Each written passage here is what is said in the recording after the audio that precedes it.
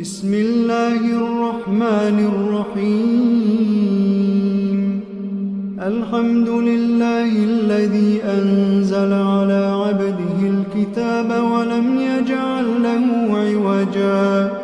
قيما لينذر بأسا شديدا من لدنه ويبشر المؤمنين الذين يعملون الصالحات أن لهم أجرا حسنا ماكثين فيه أبدا وينذر الذين قالوا اتخذ الله ولدا ما لهم به من علم ولا لآبائهم كبرت كلمة تخرج من أفواههم إن يقولون إلا كذبا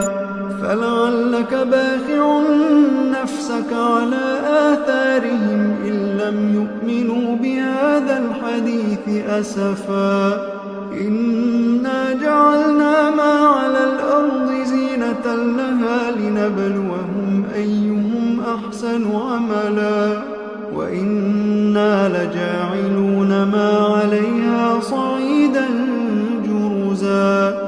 أم حسبت أن أصحاب الكهف والرقيم كانوا من آياتنا عجبا إذ أوى الفتية إلى الكهف فقالوا ربنا آتنا من لدنك رحمة وهيئ لنا من أمرنا رشدا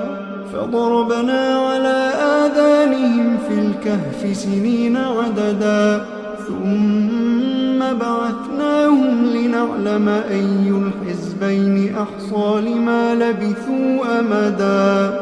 نحن نقص عليك نبأهم بالحق إنهم فتية آمنوا بربهم وزدناهم هدى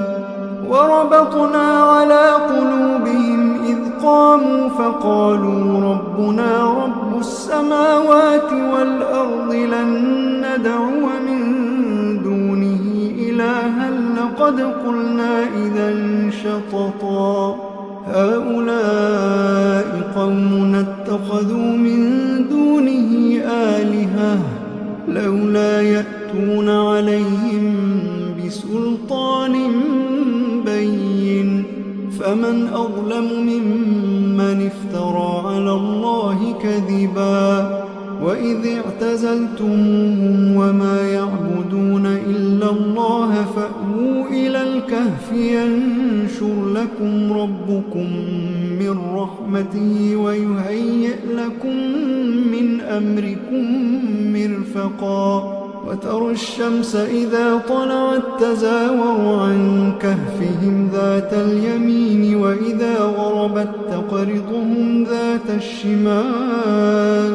وإذا غربت تقرضهم ذات الشمال وهم في فجوة منه ذلك من آيات الله من يهد الله فهو المهتد ومن يضلل فلن تجد له وليا مرشدا وتحسبهم أيقاظا وهم رقود ونقلبهم ذات اليمين وذات الشمال وكلبهم باسط ذراعيه بالوصيد لو اطلعت عليهم لوليت منهم فرارا ولملئت منهم رعبا وكذلك بعثناهم ليتساءلوا بينهم قال قائل منهم كم لبثتم قالوا لبثنا يوما أو بعض يوم قالوا ربكم أعلم بما لبثتم فبعثوا أحدكم بورقكم هذه إلى المدينة فلينظر أيها أزكى طعاما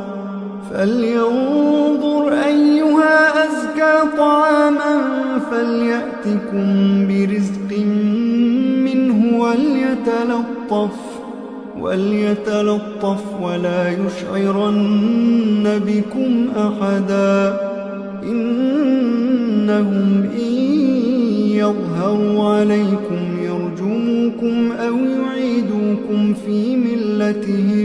يرجموكم أو يعيدوكم في ملتهم ولن تفلحوا إذا أبدا وكذلك أعثرنا عليهم ليعلموا أن وعد الله حق وأن الساعة لا ريب فيها إذ يتنازعون بينهم أمرهم فقالوا ابنوا عليهم بنيانا ربهم أعلم بهم قال الذين غلبوا على أمرهم لنتخذن عليهم مسجدا سيقولون ثلاثة رابعهم كلبهم ويقولون خمسة سادسهم كلبهم رجما بالغيب ويقولون سبعة وثامنهم كلبهم قل ربي أعلم بعدتهم ما يعلمهم إلا قليل فلا تمار فيهم إلا مراء ظاهرا ولا تستفت فيهم منهم أحدا ولا تقولن لشيء إني فاعل ذلك غدا إلا أن يشاء الله واذكر ربك إذا نسيت وقل عسى أن يهديني ربي لأقرب من هذا رشدا ولبثوا في كهفهم 300 سنين وازدادوا 9 قل الله أعلم بما لبثوا له غيب السماوات والأرض أبصر به وأسمع ما لهم من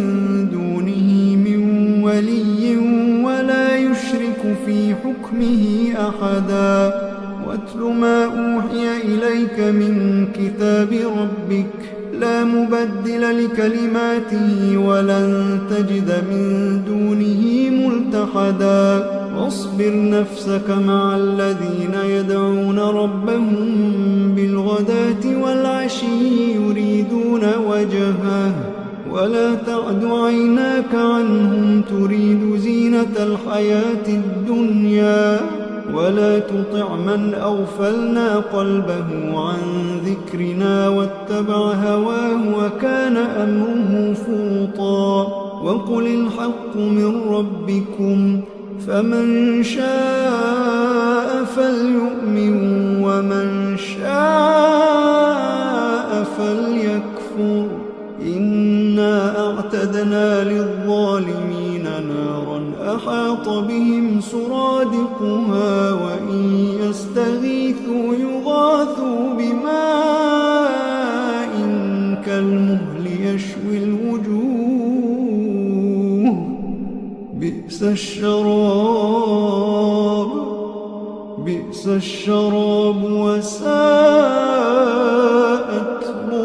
مرتفقا إن الذين آمنوا وعملوا الصالحات إنا لا نضيع أجر من أحسن عملا أولئك لهم جنات عدن تجري من تحتهم الأنهار يحلون فيها من أساور من ذهب ويلبسون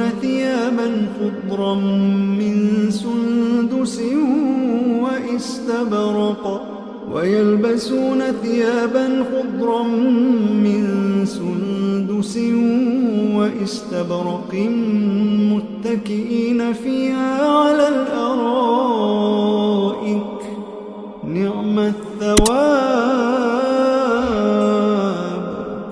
نعم الثواب وحسنت مرتفقا واضرب لهم مثلا الرجلين جعلنا لأحدهما جنتين من أعناب وحففناهما بنخل وجعلنا بينهما زرعا كلتا الجنتين آتت أكلها ولم تظلم منه شيئا وفجرنا خلالهما نهرا وكان له ثمر فقال لصاحبه وهو يحاوره أنا أكثر منك مالا وأعز نفرا ودخل جنته وهو ظالم لنفسه قال ما أظن أن تبيد هذه أبدا وما أظن الساعة قائمة ولئن رددت إلى ربي لأجدن خيرا منها منقلبا قال له صاحبه وهو يحاوره أكفرت بالذي خلقك من تراب ثم من نطفة ثم سواك رجلا لكن هو الله ربي ولا أشرك بربي أحدا ولولا إذ دخلت جنتك قلت ما شاء الله لا قوة إلا بالله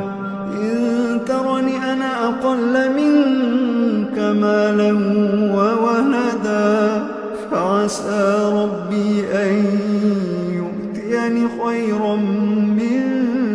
جنتك ويرسل عليها حسبانا من السماء فتصبح صعيدا زلقا أو يصبح ماؤها غورا فلن تستطيع له طلبا وأحيط بثمره فأصبح يقلب كفيه على ما أنفق فيها وهي خاوية على عروشها ويقول يا ليتني لم أشرك بربي أحدا ولم تكن له فئة ينصرونه من دون الله وما كان منتصرا هنالك الولاية لله الحق هو خير ثوابا وخير عقبا واضرب لهم مثل الحياة الدنيا كماء أنزلناه من السماء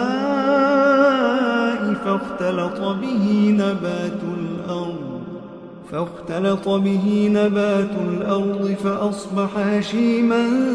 تذروه الرياح وكان الله على كل شيء مقتدرا المال والبنون زينة الحياة الدنيا والباقيات الصالحات خير عند ربك ثوابا وخير أملا ويوم نسير الجبال وترى الأرض بارزة وحشرناهم فلم نغادر منهم أحدا وعرضوا على ربك صفا لقد جئتمونا كما خلقناكم أول مرة بل زعمتم أن لن نجعل لكم موعدا ووضع الكتاب فترى المجرمين مشفقين مما فيه ويقولون يا ويلتنا ما لهذا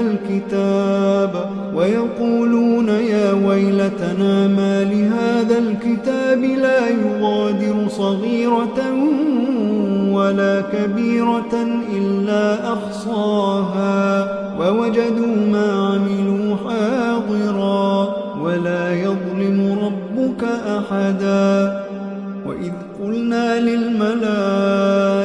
اسجدوا لآدم فسجدوا إلا إبليس كان من الجن ففسق عن أمر ربه أفتتخذونه وذريته أولياء من دوني وهم لكم عدو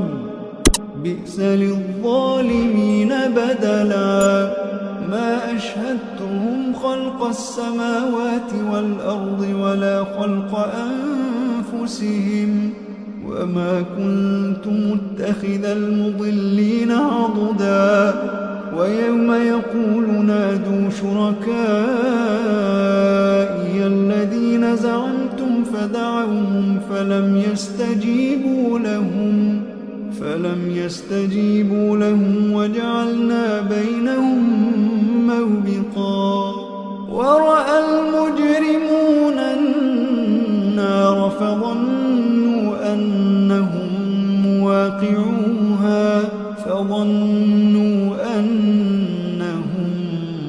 مواقعوها ولم يجدوا عنها مصرفا ولقد صرفنا في هذا القرآن للناس من كل مثل وكان الإنسان أكثر شيء جدلا وما منع الناس أن يؤمنوا إذ جاءهم الهدى ويستغفروا ربهم إلا أن تأتيهم سنة الأولين أو يأتيهم العذاب قبلا وما نرسل المرسلين إلا مبشرين ومنذرين ويجادل الذين كفروا بالباطل ليدحضوا به الحق واتخذوا آياتي وما أنذروا هزوا ومن أظلم ممن ذكر بآيات ربه فأعرض عنها ونسي ما قدمت يداه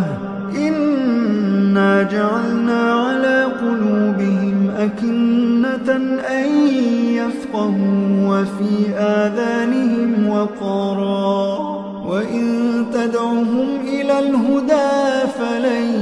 يهتدوا إذا أبدا وربك الغفور ذو الرحمة لو يؤاخذهم بما كسبوا لعجل لهم العذاب بل لهم موعد لن يجدوا من دونه موئلا وتلك القرى أهلكناهم لما ظلموا وجعلنا لمهلكهم موعدا وإذ قال موسى لفتاه لا أبرح حتى أبلغ مجمع البحرين أو أمضي حقبا فلما بلغا مجمع بينهما نسيا حوتهما فاتخذ سبيله في البحر سربا فلما جاوزا قال لفتاه آتنا غداءنا لقد لقينا من سفرنا هذا نصبا قال أرأيت إذ أوينا إلى الصخرة فإني نسيت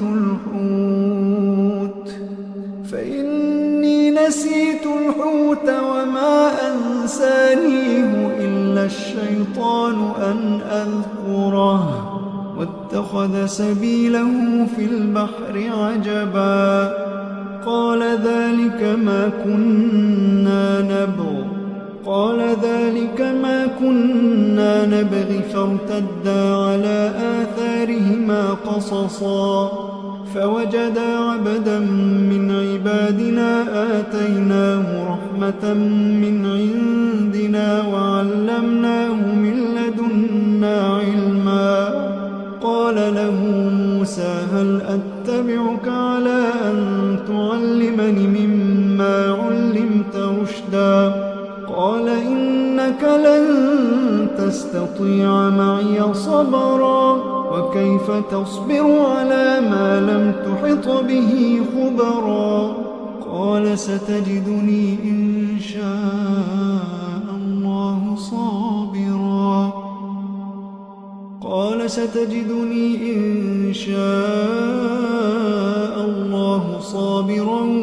ولا أعصي لك أمرا قال فإن اتبعتني فلا تسألني عن شيء حتى أحدث لك منه ذكرا فانطلقا حتى إذا ركبا في السفينة خرقها قال أخرقتها لتغرق أهلها لقد جئت شيئا إمرا قال ألم أقل إنك لن تستطيع معي صبرا قال لا تؤاخذني بما نسيت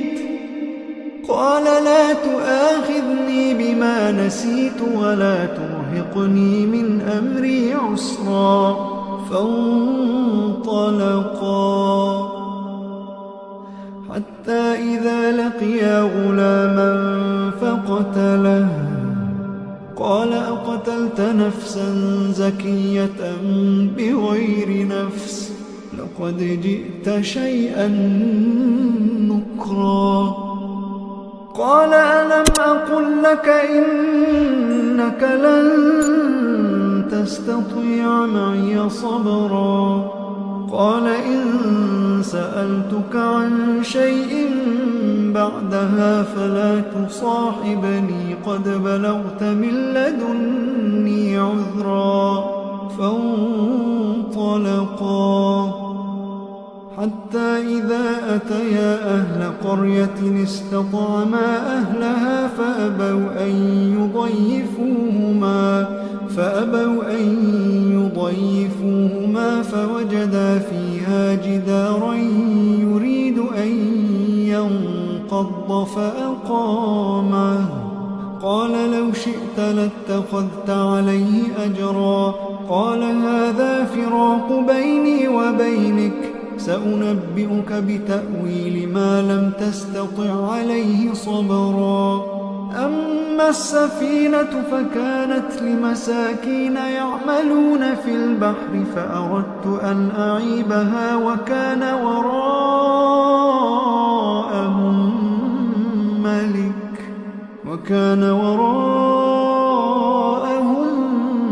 ملك يأخذ كل سفينة غصبا وأما الغلام فكان أبواه مؤمنين فخشينا أن يرهقهما طغيانا وكفرا فأردنا أن يبدلهما ربهما خيرا منه زكاة وأقرب رحما وأما الجدار فكان لغلامين يتيمين في المدينة وكان تحته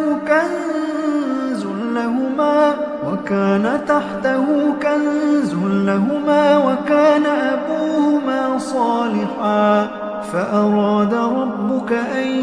يبلغا أشدهما ويستخرجا كنزهما رحمة من ربك وما فعلته عن أمري ذلك تأويل ما لم تسطع عليه صبرا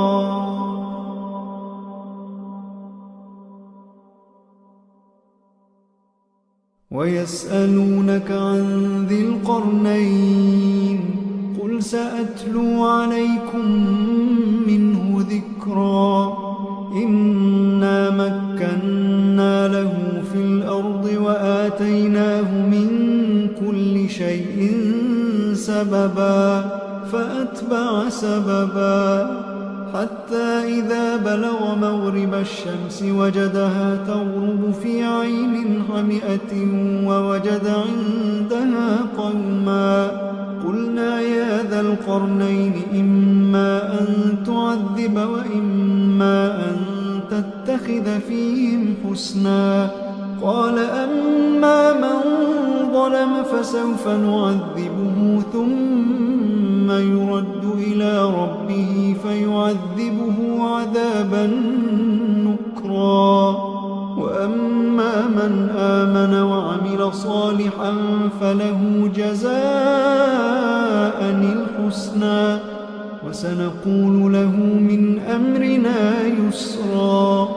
ثم أتبع سببا حتى إذا بلغ مطلع الشمس وجدها تطلع على قوم لم نجعل لهم من دونها سترا.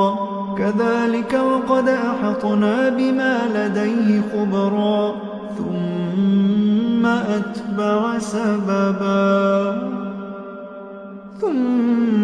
أتبع سببا حتى إذا بلغ بين السدين وجد من دونهما قوما لا يكادون يفقهون قولا. قالوا يا ذا القرنين إن يأجوج ومأجوج مفسدون في الأرض فهل نجعل لك خرجا على أن تجعل بيننا وبينهم سدا. قال ما مكني فيه ربي خير فأعينوني بقوة أجعل بينكم وبينهم ردما. آتوني زبر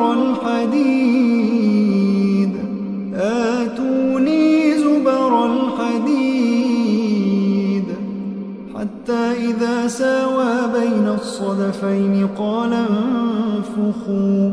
حتى إذا جعله نارا قال آتوني أفرغ عليه قطرا. فما استطاعوا أن يظهروه وما استطاعوا له نقبا. قال هذا رحمة من ربي فإذا جاء وعد ربي جعله دكا وكان وعد ربي حقا. وتركنا بعضهم يومئذ يموج في بعض ونفخ في الصور فجمعناهم جمعا. وعرضنا جهنم يومئذ للكافرين عرضا. الذين كانت أعينهم في غطاء عن ذكري وكانوا لا يستطيعون سمعا. أفحسب الذين كفروا أن يتخذوا عبادي من دوني أولياء إنا أعتدنا جهنم للكافرين نزلا. قل هل ننبئكم بالأخسرين أعمالا الذين ضل سعيهم في الحياة الدنيا وهم يحسبون أنهم يحسنون صنعا. أولئك الذين كفروا بآيات ربهم ولقائه فحبطت أعمالهم فلا نقيم لهم يوم القيامة وزنا. ذلك جزاؤهم جهنم بما كفروا واتخذوا آياتي ورسلي هزوا. إن الذين آمنوا وعملوا الصالحات كانت لهم جنات الفردوس نزلا خالدين فيها لا يبغون عنها حولا. قل لو كان البحر مدادا لكلمات ربي لنفد البحر قبل أن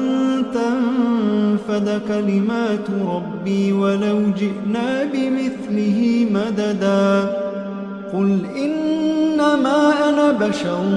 مثلكم يوحى إلي أنما إلهكم إله واحد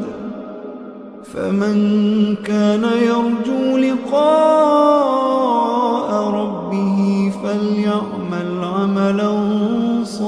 صالحا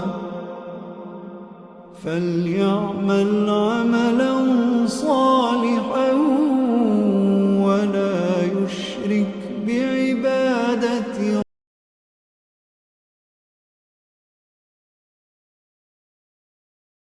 अस्सलाम वालेकुम नाज़रीन, आपको इत्तला देते हैं कि YouTube पर इस्लामिक मवाद बहुत कम है। हम बहुत मेहनत करके आपके लिए इस्लामिक वीडियोस अपलोड करते हैं। आपसे दरख्वास्त है कि हमारे चैनल को सब्सक्राइब कर दें ताकि इस्लामिक वीडियोस आप तक बर वक्त पहुँच सकें और हमारी हौसला अफजाई के लिए वीडियो को लाइक कर दें और सवाब की नीयत से शेयर कर दें। शुक्रिया।